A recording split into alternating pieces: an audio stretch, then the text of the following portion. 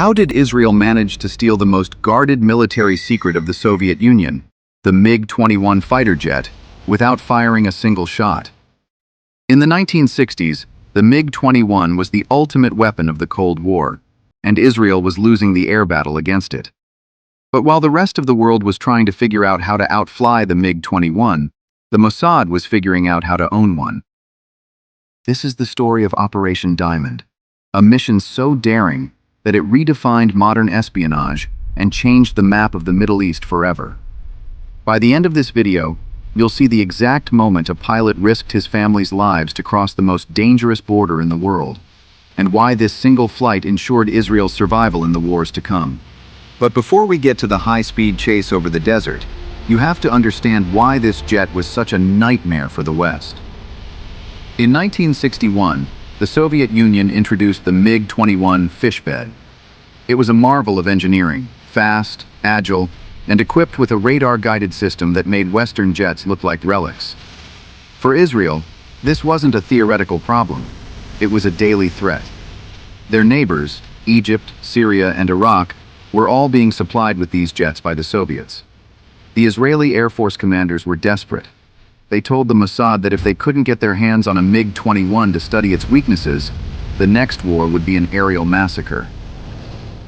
The Mossad tried twice to bribe pilots in Egypt and Syria, but those missions ended in executions and public failures. The world thought the MiG was untouchable. Then, a small window of opportunity opened in Baghdad.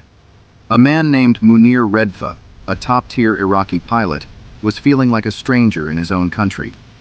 As a Christian in a military dominated by a nationalist regime, he felt passed over for promotions and was horrified by the missions he was forced to fly against Kurdish civilians.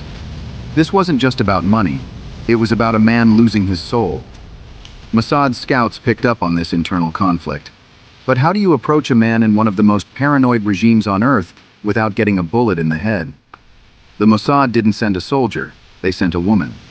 A deep cover agent, using a European identity, met Redfa at a party and began a slow, calculated process of befriending him. She didn't talk about planes or politics. She talked about freedom. She eventually convinced him to take a secret trip to Europe, where he was met by the head of the Israeli Air Force and Mossad agents. It was here that the diamond was truly cut. Redfa agreed to defect, but his price was nearly impossible. He wanted his entire extended family, his wife, children, and parents, safely out of Iraq before he even touched the controls of his jet. If a single cousin was left behind, the Iraqi government would surely execute them as a message to other pilots. This turned a simple defection into one of the largest undercover evacuation operations in history. While Mossad agents were busy smuggling Redfa's family out of Iraq under the guise of summer vacations and medical treatments, Redfa was back in Baghdad, living a double life. He had to be the perfect soldier while planning the ultimate betrayal. He began studying the fuel consumption of the MiG-21 with obsessive detail. He knew that the flight from his base to the Israeli border was at the very limit of the MiG's range. If he flew too high, he'd be seen. If he flew too low, he'd burn fuel too fast. There was zero room for error. On August 16, 1966, the opportunity finally arrived. Redfa was assigned a long-distance training mission. He insisted on a full fuel tank, telling the ground crew he wanted to test the engine's endurance at high speeds. They believed him. As he soared into the Iraqi sky, he waited for the moment his wingman turned his back. With a sudden jerk of the stick, Redfa broke formation and dove toward the deck.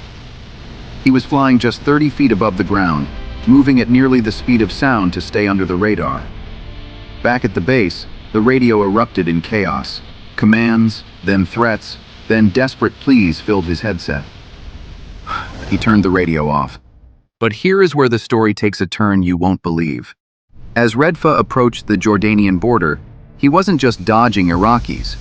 Jordan had their own radar and their own fighters. They saw an unidentified MiG screaming toward their airspace. They had no idea it was a defection. They thought it was an attack. This is the pattern interrupt of the mission, the moment where the heist almost turned into an international incident. Redfa had to navigate a narrow corridor of airspace, dodging both Jordanian interceptors and the risk of being shot down by Israel's own nervous border defenses. When he finally crossed into Israel, he saw two Mirage jets waiting for him. They didn't lock their missiles.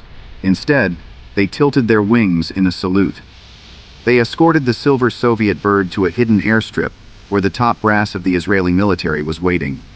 The moment the wheels touched the ground, the global balance of power shifted. Within hours, the MiG-21 was being dismantled by engineers. They found its blind spots, the exact angles where the pilot couldn't see an attacking jet.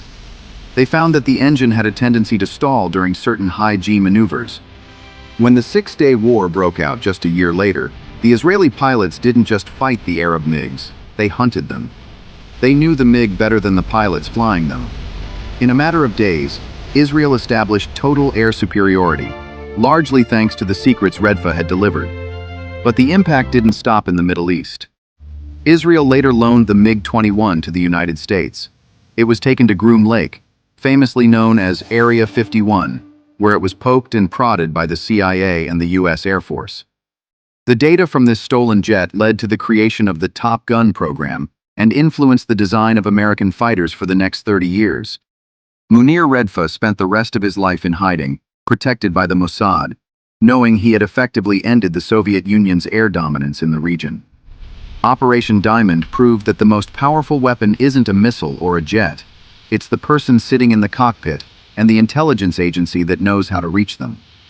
The story of the stolen MiG-21 remains a chilling reminder that in the world of shadows, nothing is ever truly secure. If you found this dive into the world's most daring heist fascinating, you need to see our breakdown of the most daring Mossad mission ever conducted on European soil. For more gripping stories like this, don't forget to like, share, and subscribe.